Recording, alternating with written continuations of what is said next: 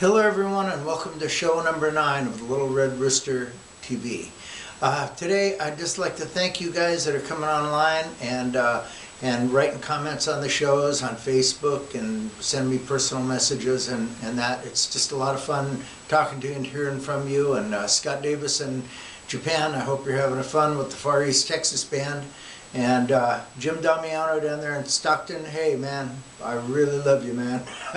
Anyway, before we start talking about the blues today, I want to reach out to Jeff Grant, who asked about speakers for keyboard amplifiers.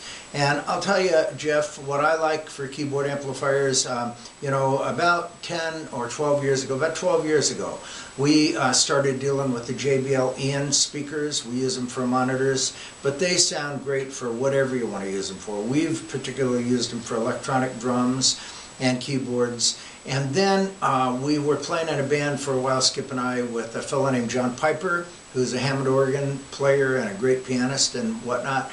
And he loved the QSC amplifier that has a 12-inch speaker. It's 1,000 watts, and out of all of them, the Mackie or the JBL, that one really caught my ear. It dispersed nicely, it was good on stage, it projected out to the room, but you could mic it. There were a lot of options ins and out on that thing. I think I would have to recommend the QSC.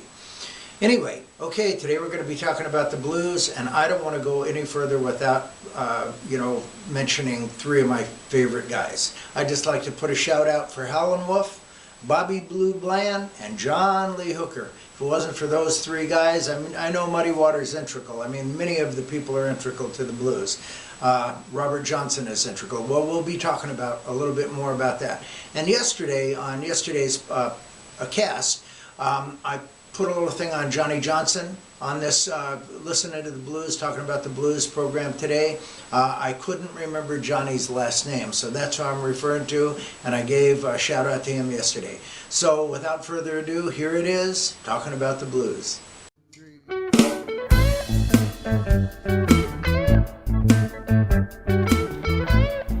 All right, I think I'm ready to talk a little bit about the blues.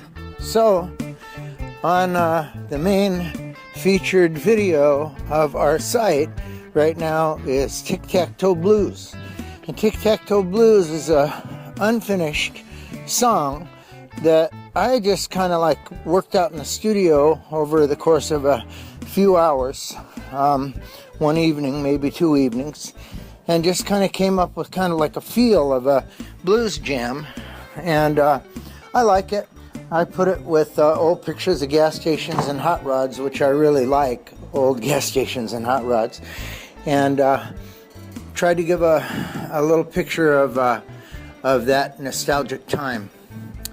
Anyway, I wanted to talk a little bit about the blues. I was talking about rock and roll and live music a couple of weeks ago, and I was thinking, Robert Johnson, but one of them to me now, Robert Johnson, let's talk about him for a second, taproot of modern, kind of like rock and roll and stuff, because his subject matter was pretty cool, and the structure was so similar to the structure that we play in today, like in the 12-bar blues. It was so easy for people like John Mayall and Eric Clapton and many of the American blues guys to emulate and put into effect Robert Johnson songs like Terraplane Blues and Sweet Home Chicago and Down to the Crossroads and those types of songs. But when I was a kid in Sacramento, somehow I got turned on by this guy that played a Telecaster and was really a cool guy. I wish I could remember his name. I knew him later in life. And somehow, and another guy that we played with, this was one of my very early jam session-y bands when I was just kind of like playing on this acoustic Yamaha guitar that came from a soldier from the 50s that I traded for something. Anyway, I was listening to Lightnin' Hopkins. Lightnin' Hopkins had that flair. He told stories. Sonny Terry and Brownie McGee, those kinds of things. And then, to me, being in South Sacramento, I grew up over in South Sacramento, and there's a district there called Oak Park, which was in the 1800s of Sacramento and became an urban area.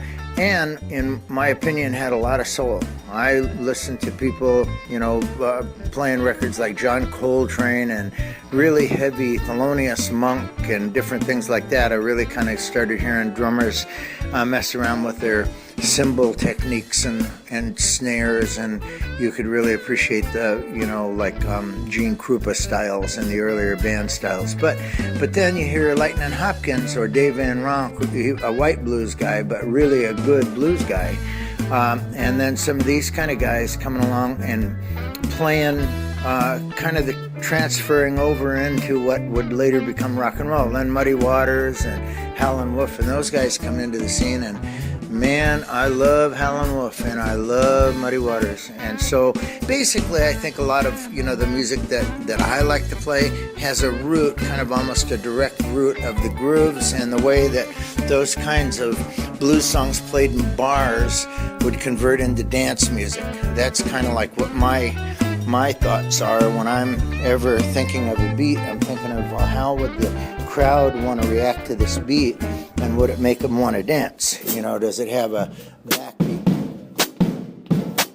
you know, or whatever, you know, and how did the guy hit the cymbals, and does it drive, and all that kind of stuff. So I'm always trying to apply those earlier rhythms, because those rhythms were played in dance places all over, into the live music.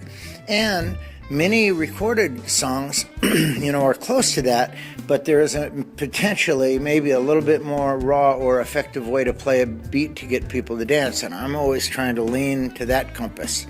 So, but in any event, so blues, you know, and then the other guys that came along took off on blues, and really parts of the same bands, like so Howlin' Wolf, Muddy Waters, and all of those guys were playing with Willie Dixon. So when Chuck Berry came in, he was really still playing with Willie Dixon on the bass many times, and then his great piano player Johnny, and I can't remember his last name right now, but we'll give him the respect he deserves at a later time. But what a great piano player, and that complemented Chuck Berry's guitar playing and really was just one little step away from the blues. In fact, Chuck Berry, in my opinion, is a great blues player. So then you get the Rolling Stones, and back over into the English side, John Mayall and the Blues Breakers, Clapton, Jeff Beck. Oh my gosh, there was just so many good ones. I loved early Manfred Mann as far as a blues band, or what I could consider a soul band. Then right at that time, you know, the blues in Memphis really was strong with B.B. King and Bobby Blue Bland and all of these guys that came out of there, all the great piano players and all of those folks. And you put that together into Stax and Elvis' sound and the way all of that music in the South got together. And basically, so country really is raw, in my opinion, white man's blues. And then you kind of get that country in with the beat, with the drums and stuff, and there was rockabilly, still basically coming from blues and coming from any music really that was emotional and that kind of stuff. So I really love it.